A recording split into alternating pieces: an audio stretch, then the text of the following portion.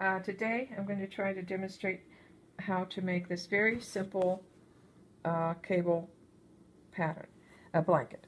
It consists of 3 elements. We've got the moss-filled diamond, we've got the simple basic cable, and we have the horseshoe.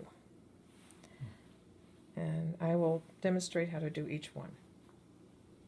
Stop. Okay, the first element that I'm going to demonstrate is the moss-filled diamond pattern. The diamond pattern consists of a border of 3 knit stitches and then, of course, the moss. The widest part has 12 moss stitches in it. How big your field is totally dependent on you. I have 7 stitches over here between it just to have it pop out more, but that, of course, you can vary it. You can have 3, 4, totally up to your personal preference. I'm going to get over to where the edge of the diamond is, and I'm going to take the 3 knit stitches and hold them in the front so that the diamond border will stay on top of the pattern. I'm going to knit, purl the next one off onto that needle. This is how you have your border of your diamond move along the path. And then this has a moss stitch, so I've done 2 rows of a purl knit, and now I'm going to do the knit, purl, knit, purl. So I'm starting at the new, and then I'm going to take the one from the middle to move it over to here to have the borders of the diamond get closer. I'm going to knit the next 3, keeping it in the front so that the pattern shows up on the front. The next 3 stitches of the diamond border, and then I just simply purl the next one off. Like I say, this is totally dependent on how much space you want. I've had 13 stitches between the initial thing, and I have 12 in here, so I end up with 7. Depends on how big of a gap you want. You can make it smaller, obviously. Okay, this is a basic cable pattern. I have 8 knit stitches, and I use on the 8th row is when I do my flip over, or the cable move, or twist, or whatever. So to do my twist, I use a double pointed needle. I take the first 4 stitches off and hold it in the back. And I do have 4 there, right? Okay, and then the next 4, I knit them onto the other needle, and it's all tangled up.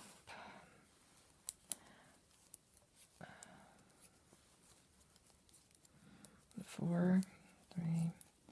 Okay, and then I take the 4 off of the double pointed needle. So I haven't cut that off there yet. It's very hard to see the dark green here, but it's a pretty color. It's Kelly green.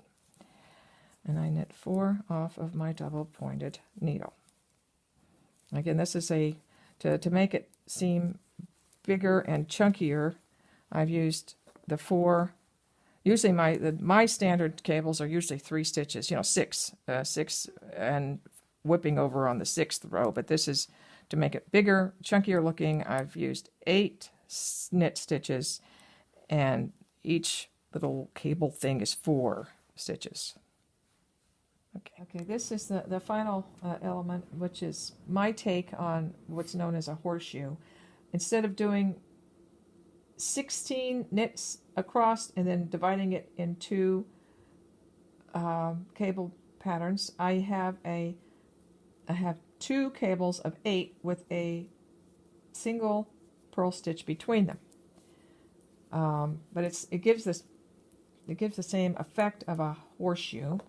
So my first cable, I take the 4. Now this is 4. This is 8 stitch cable essentially, and I'm on the 12th row. I'm doing the 12th row of the pattern, I'm doing the twist over. So the first one is going away from the middle, whatever that is, right, left, not sure what it is. And I hold it in front and I'm flipping it over the front. And then off of the double pointed needle, I'm taking the other 4 stitches and putting them onto my needle. I'm doing the one little purl between them. Just doesn't, that's just the way I do it. You could do it the other way, but that's the way I do it. So then now this one, to give that other appearance, you are going to turn the other way with the cable stitch. So it's essentially an 8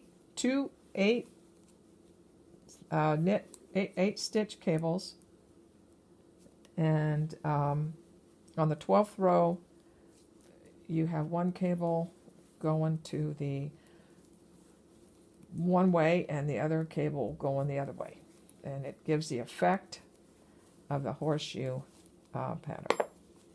So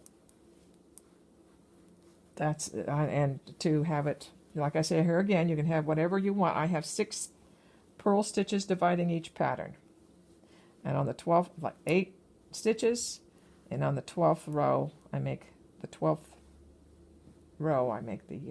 twisting action.